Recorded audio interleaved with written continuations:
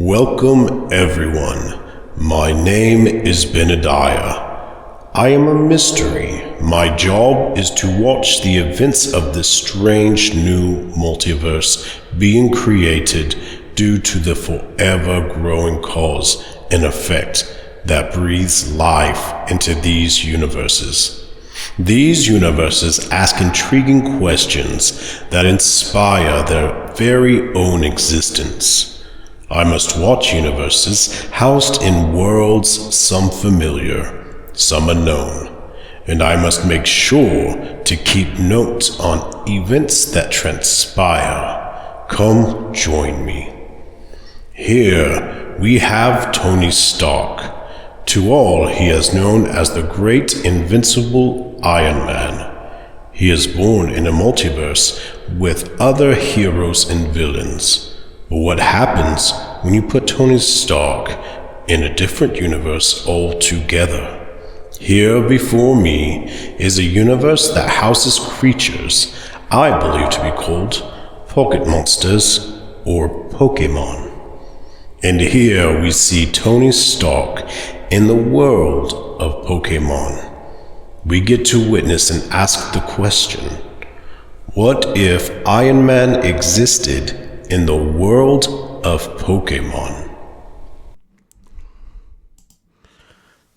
Tony Stark, a billionaire, the head of Stark Industries, a company who worked with multiple other companies and the military to produce weapons for human and Pokemon use in the war with other regions.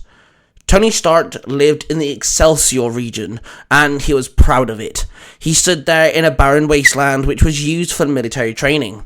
He stood there before several soldiers and high-level individuals who had put a lot of time and money into Tony's latest weapon.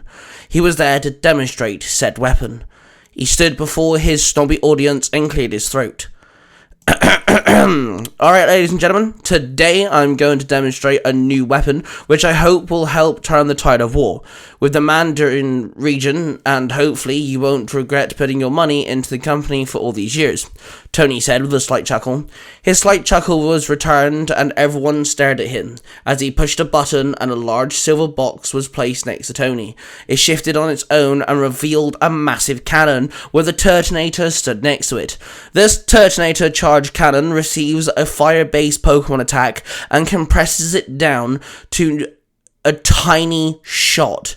Then it fires it out at the end and will reach up to 100 miles in mere seconds. The more it flies, the more oxygen it will build up and it will equal to a bigger explosion, Tony explained. He then looked at the Turtonator and nodded. The Turtonator walked up to it and placed its snout into the funnel and released a flamethrower attack. The flames filled the container. Tony then took a step back as the flames were compressed into a small ball. And now, ladies and gentlemen, I give you the Jericho, Tony said. He pressed a small button on his remote and the cannon lined up and fired the small compressed firebolt. It flew off into the distance and hit one of the far-off mountains. There was a massive explosion. The shockwave rippled down the mountain and across the wasteland and eventually hit Tony and his audience. Tony wavered on his own 2 feet and the whole crowd stood and cheered. Tony nodded and he spent the next few hours talking to everyone and shaking hands. They all congratulated on the success on his new weapon. Later that night, Tony was about to board his jet. He climbed in and he sat down with a martini in hand. His phone started to ring and he answered it. "Hey Rhodey, how's things?" Tony asked. "Good, well done man on the presentation," Rhodey responded. "Why thank you, and thanks for lending me your Turtonator," Tony replied. "No worries, you do realise you could just catch a Pokemon yourself, right?" Rhodey stated. "Nah, I'm good. I'm a man of the future. They are creatures of war," Tony muttered. "Yeah, we'll see about that," Rhodey chuckled. Tony shook his head. He placed his drink down and looked out the private jet's window, and the night sky was clear. Not a cloud could be seen. But suddenly, something caught his eye. A glance of something. It was fast and bulky and it moved closer towards the jet, making it more visible. It was a Dragonite with a man riding it. The man had his face completely covered, and the Dragonite flew closer towards the jet. It opened its mouth and a hyper beam fired out of it. The beam hit the wing of the jet. Tony zoned back into the room. Rhodey's voice got louder as Tony's attention became more focused. Tony! Tony, you listening to me? Rhodey asked. Sorry, Rhodey, gotta go. Play Jack from Lost, Tony told him. Tony, what's going on? What's happening? Rhodey snapped, but before he could respond, the jet went down. Straight down. Tony was thrown upward, his back smacking against the ceiling of the jet. He saw the floor flying at him as he fell down. Then everything went black as he passed out. The jet crashed into the mountains. Tony woke up with a splash of water hitting his face. He looked straight forward, his eyes adjusted, and he saw a Golduck closing its mouth. He looked around and he was surrounded by men dressed up in turbans and waist jackets, camo suits, and they're all holding blasters. Golduck was one of the many Pokemon surrounding him. He saw an Arbok, a Sneasel, a Scyther, a Dreadnought, and many more. Tony's hands were bound behind him. His legs, however, were free. His head was pounding and he had a sharp pain in his chest. He looked down and saw a circular device on his chest. He stared down directly at it.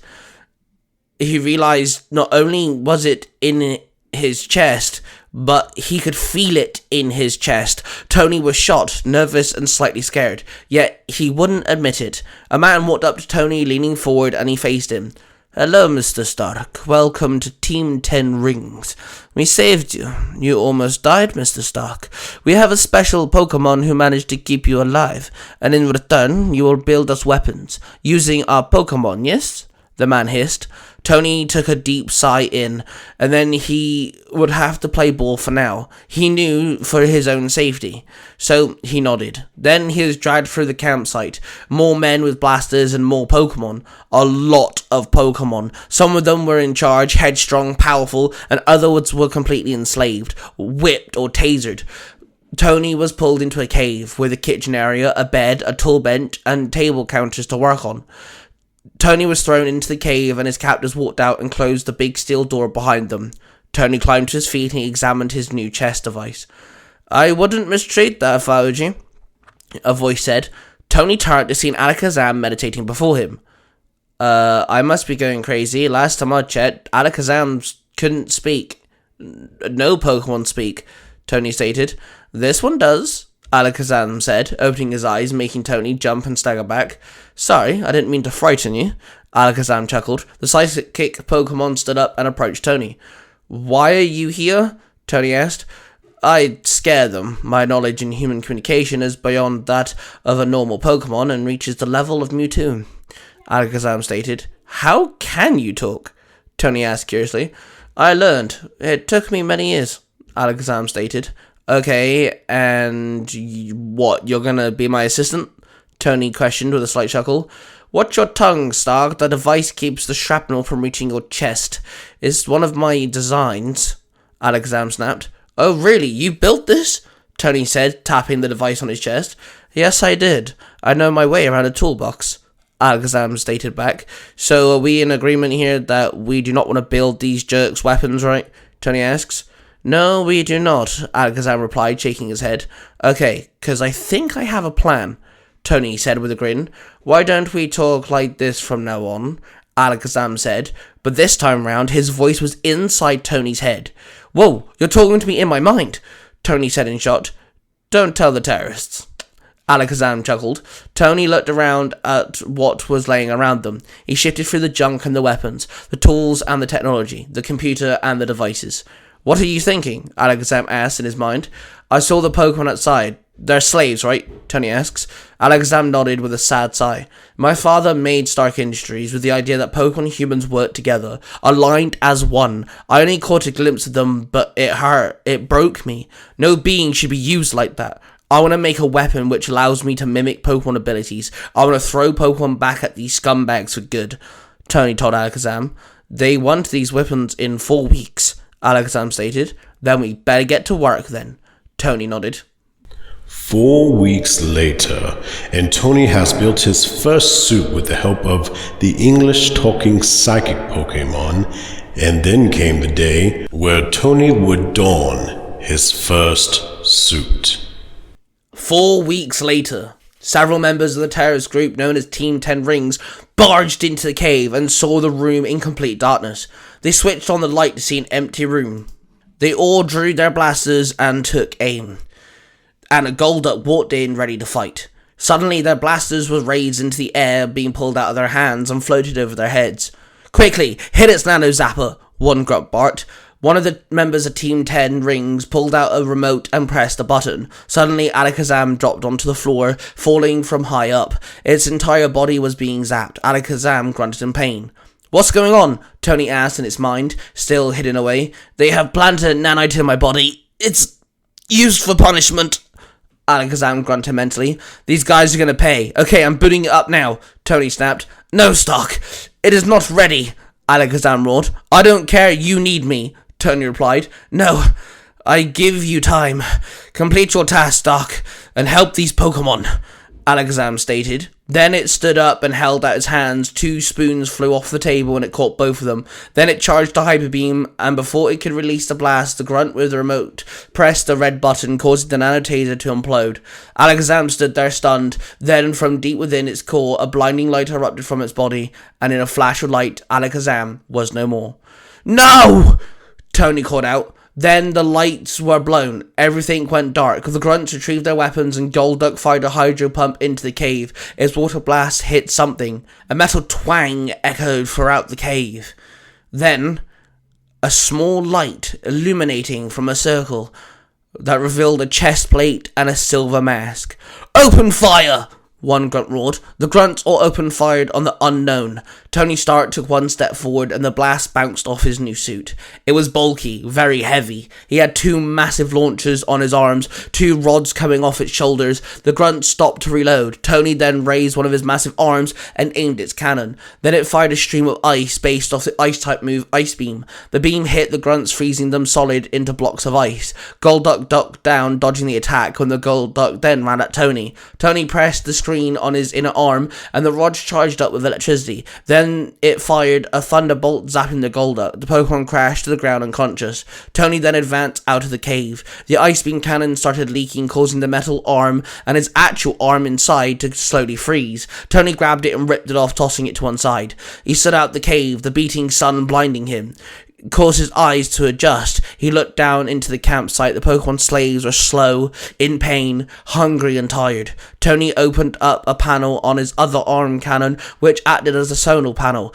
It absorbed the sun rays that beat down upon him and charged the cannon. Tony then turned to the terrorists, aiming their blasters, and a Houndoom, a Wartortle, an Electivire, and Gengar all waited to strike. The cannon on his wrist started beeping, signaling that it was fully charged. Tony aimed the cannon and unleashed his man-made Solar Beam. The Solar Beam hit the chains, destroying them, releasing the enslaved Pokemon. The once-trapped Pokemon turned to the Team 10 Rings, and they all started fighting. The grunts unleashed their blasters and the bolts hitting Tony's man-made suit as he took more steps forward. He stomped his foot, causing the ground to shake. The grunts all staggered, allowing Tony to trigger the flight mechanic in his suit. The suit had built-in thrusters, which ignited and launched Tony into the air. He flew up into the sky and he looked down and saw the slave Pokemon actually winning against the Team 10 Rings Pokemon. Tony flew away from his captors. He flew for several miles, until eventually he ran out of fuel. He then soared down, and he saw several massive tents, with military soldiers stood talking and planning it out. "Move out the way!" Tony roared. His mask fell off his face. His suit began breaking apart, as he became nothing more than someone crashing to the ground. Rhodey came running out and threw a Pokeball, and an Abra appeared. "Abra, use teleport, grab him!" Rhodey barked. Abra teleported into the air and grabbed Tony. Then he teleported him to the ground. Tony stumbled onto his feet, tripping over and crashing on the ground, his armor falling off of him completely. Rhodey ran up to Tony. "Oh my god, it's you! You're okay, you're alive!" Rhodey barked out. I am, I guess," Tony sighed. Rhodey pulled Tony to his feet to then notice his new chest piece glowing through his shirt. "Tony, bloody hell, what happened?" Rhodey asked in shock. Long story." Tony sighed with a deep breath. He placed his hand on Abra and nodded to the Pokemon.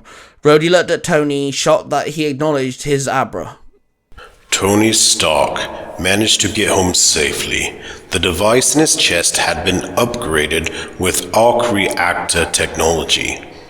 and Tony Stark decided to bury himself in his work, with the goal to free the enslaved Pokemon constantly playing on his mind.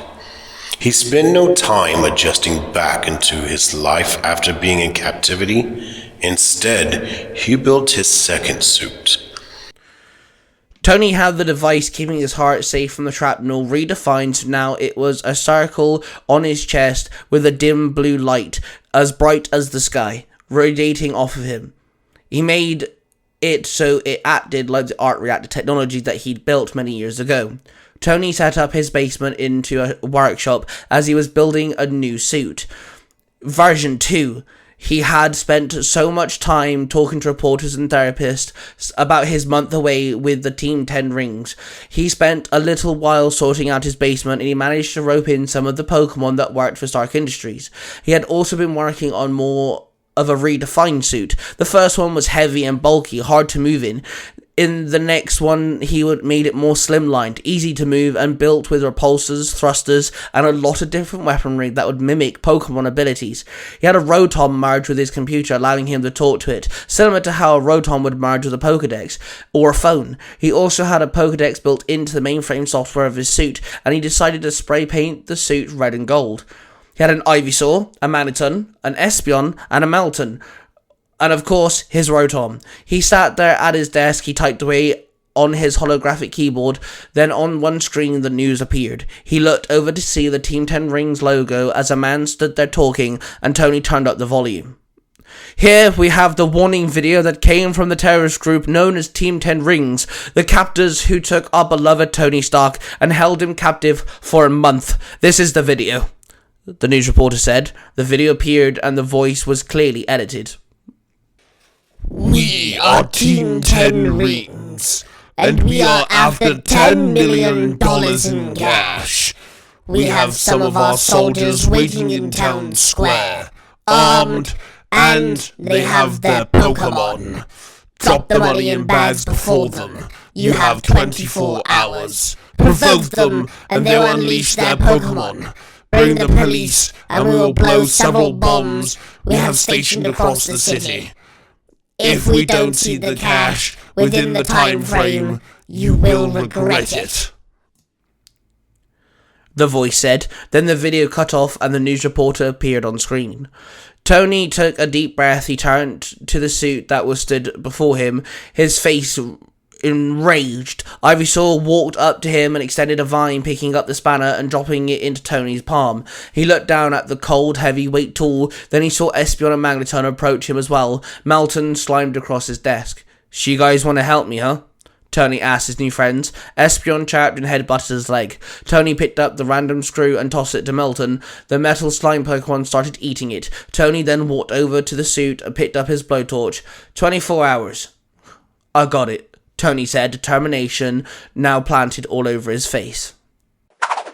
Town Square had several barricades put around it. The FBI had placed them at the police were not allowed to be seen. 4 men carrying blasters. There was a Golduck, a Machamp, and a Torracat accompanying the grunts. "Time is almost up," one grunt barked. "Jump!" Machamp roared. Suddenly, something came flying through the air and landed in the center of the square. A man in a suit of armor, red and gold, slim, sleek, and the grunts opened fire, their bolts bouncing off him.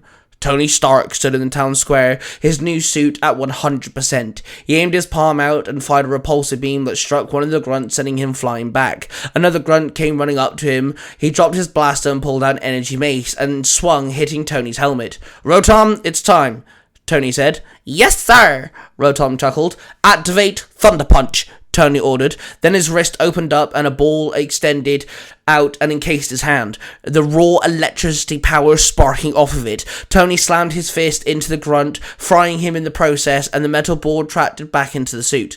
"Activate Bubble Beam," Tony ordered. His wrist opened up and a small wrist-mounted blaster extended out of it. He aimed it, and a stream of powerful bubbles hitting the Machamp in the face. The Machamp swung his fist at Tony, but Tony managed to jump back. "Machamp, Seismic Toss!" one grunt commanded. Machamp lunged forward and grabbed a hold of Tony. He leaned back and slammed the armored, suited man into the ground face first. "Ow! Okay, that's it. Activate Thunderbolt!"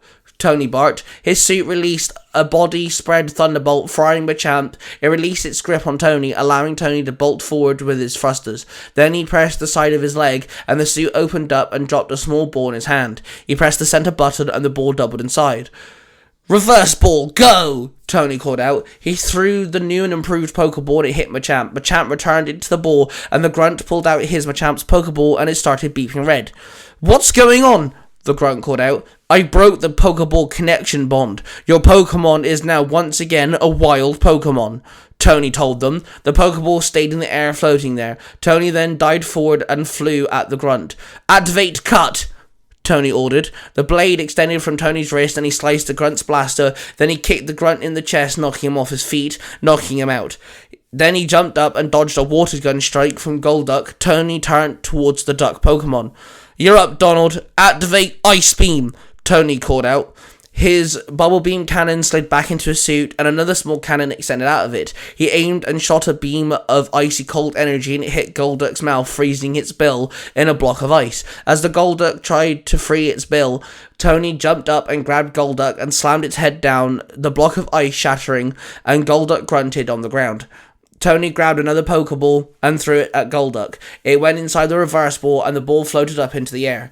Tony turned and saw the third grunt adding an attachment to his blaster. Then he aimed it and fired it. A rocket flew directly at Tony. "Activate light screen," Tony barked. He held out both hands and a stream of light projected from his palms, the rocket hitting the light screen, exploding on impact. Tony stood there not phased. The light screen dissipated and Tony launched himself forward, his thrusters throwing him at the man, kneeing him in the stomach as he did. Then he punched him in the face, knocking him out. He then turned to Torracat, who spat a blast of embers. Tony covered his face even though his armor defended him. "Activate sleep powder," Tony ordered. A vent opened up in replacement of his repulsor, and he sprayed green spores at Torracat. The Torracat started stumbling all over the place. Then he hit the floor, falling asleep. Tony captured Torracat inside one of his reverse balls, and then turned to the last grunt, who stood there as he unzipped his jacket and had an explosive strapped to his chest. Tony analysed the whole area, the people down the street watching, the people from the buildings. He analysed the explosives. His scanners indicated the proximity of the explosion. He flew as fast as he could and grabbed the grunt. Then he flew straight up into the air. He flew as high as he possibly could. The grunt tried to fight his way out of his grip. He then grabbed the explosives and threw the explosives higher up into the air, and he dropped the grunt and he looked up at the explosives. "Activate solar beam," Tony barked. "Sir, we're not ready for that," Rotom said. "Don't care, pull it," Tony yelled out. His chest piece charged up and it fired a solar beam from his arc core. The beam fired from his chest and it hit the explosives. There was a massive explosion in the air. Tony flew down and caught the grunt before he splattered across the ground. Tony landed with a heavy sigh. He had successfully stopped his first crime and stopped one of the Team 10 Ring's major attacks. Tony stood there when suddenly a Turtonator tackled him to the ground, and he looked up and recognized the Turtonator. His mask retracted. "Turtonator, it's me, it's Tony," Tony barked. "Tony?" a voice called out. Turtonator climbed off of Tony, and Tony stood up. "Man, what are you doing in whatever this is?" the voice asked. Tony turned to see Rhodey stood there. "Me? What are you doing here?" Tony barked. "The military got brought in. I am here to help negotiate with the terrorists, but I heard some random armored-suited dimwit was attacking them and captured their Pokemon," Rhodey snapped. "Oh, so I'm said dimwit," Tony huffed. "Did you build this?" Rhodey asked. "Yeah, a little. Yeah, I built it," Tony sighed. Then suddenly a flash distracted them from the conversation. They both turned around and saw a whole swarm of news reporters. Tony, why are you in that suit? Did you know these terrorists, or was this a random encounter? Is your superhero name Iron Man, or is that just a nickname? Is this a new weapon made to aid to destroy the terrorists made by Stark Industries?" the news reporters asked frantically. Okay, easy, let's get this over with. First off, I built this suit to help to stop the Pokemon abuse. No, I did not know these individuals, but I do know Team 10 Rings. I did not have a hero name, but Iron Man's actually kind of cool. And no, this is not a new weapon, but a tool. And with that, I am proud to announce that the closing of Stark Industries' weapon program. And instead, I'll be making several free-to-use, safe away from bullies and terrorists Pokemon Sanctuaries. Thank you and peace out. And I'm keeping the name Iron Man, by the way. That's good, Tony told the news reporters. With that, his mask folded over his face and he took flight and flew off, leaving everyone stunned, including Rhodey. Within the hour, the news was littered with the phrase, Tony Stark is the Iron Man. All over the world, everyone knew Tony Stark was a hero looking out for the Pokemon. 2 years have passed. The world quickly grew to love and rely on Iron Man. Tony would spend his time, money, and resources making multiple Pokemon sanctuaries across the globe, which allow forgotten, enslaved, and lost Pokemon to find a home or simply a place to recuperate until it was ready to leave. Tony also fell in love with Pepper Potts. They moved in together, and Tony was preparing to propose. Tony Stark sat in his living room, an engagement ring in his hand. Ivysaur waddled over to him. You think she'll like it? Tony asked it. Ivysaur! Ivysaur charged with a big grin. Then suddenly the door swung open and Pepper Potts barged in with Hermione Jr. Hey, sorry, God, those meetings were boring, Pepper moaned. Mine Jr. grunted. Tony snapped the box closed and ended up dropping it. Ivysaur snatched it up with its vines and caught the ring box. It pulled it closer and placed it under its foot, gently hiding it away. Hey, babe. Yeah, those meetings will kill you, Tony called out awkwardly. So, boss, there's a wild Pokemon attacking the bakery, Rotom told him through his watch. Honey, I gotta go. I shall be back soon, Tony called out. Be safe, and if you come back smelling like a muck again, I will break up with you, Pepper mocked from the kitchen. Yes, dear, Tony said. He ran and jumped off the balcony. He pulled up a red and gold Pokeball and threw it. Then it tripled in size and then doubled in size, became massive, bigger than Tony. The ball opened up and Tony slotted into the Sophia. The suit was placed on him. Then the ball broke down into pieces and joined the rest of the technology and slotted in, becoming his armor. Iron Man then flew off and headed towards the bakery. He flew down and landed on the road before the bakery, and he saw a Beartic raiding the shop, stuffing its face. Iron Man approached the starving beast. Beartic turned around and saw Iron Man and blasted an ice beam from its mouth, which hit the ground just before Iron Man's feet. Easy there, big guy. I get you hungry. I got you. I'm here to help, Iron Man stated. The Beartic claws started glowing and it charged at Iron Man and swung its almighty claw. Iron Man jumped back and dodged the attack. Then he held out his hand and the wrist part of his suit opened up. Activate Stun Spore, Iron Man commanded. The suit did exactly what it was told and released yellow spores which stunned Beartic.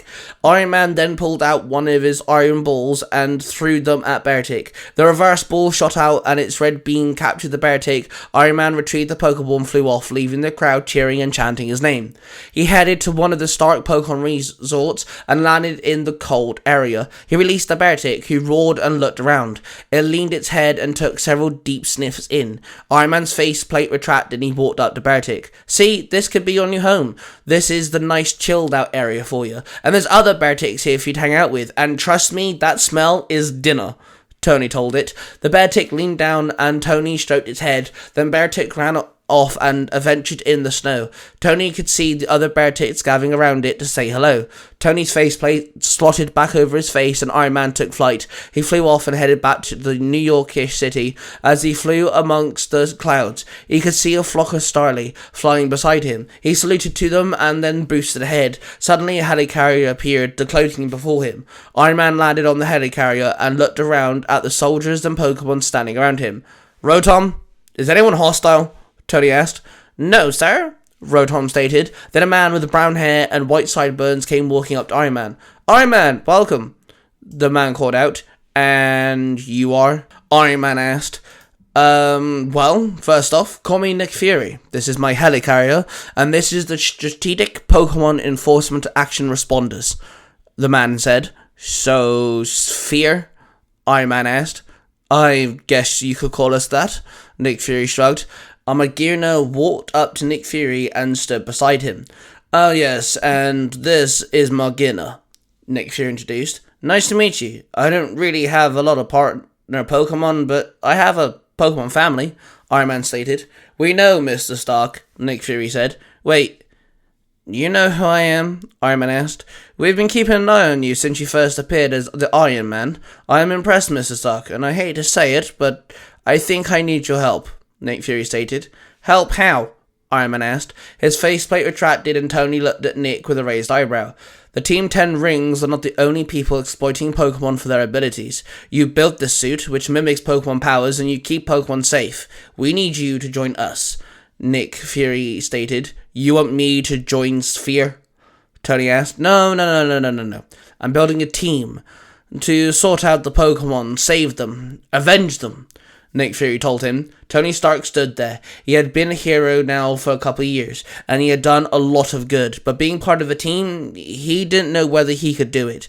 He then remembered the first time he showed Pepper Potts, the love of his life, who originally was a caretaker at the main Stark Pokemon daycare, his laboratory where he built all of his suits. She told him that he was a fantastic man, and she knew he would do anything to protect the people and Pokemon around the world that they all shared. Tony took one step forward and held out his hand. Nick Fury took it and shook it. Count me in, Tony said with a grin. And there we have it. Tony's story in the Pokemon world is far from over. But for us to continue, we must tell other stories about heroes within the Pokemon world. As we all know, Iron Man is a team player and most of the time is destined to join the Avengers. We shall leave this story here for now. Thank you all for listening.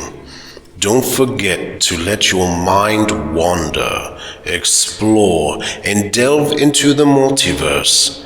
I shall continue my journey observing the strange new multiverse. Join me next time as we answer the question, what if?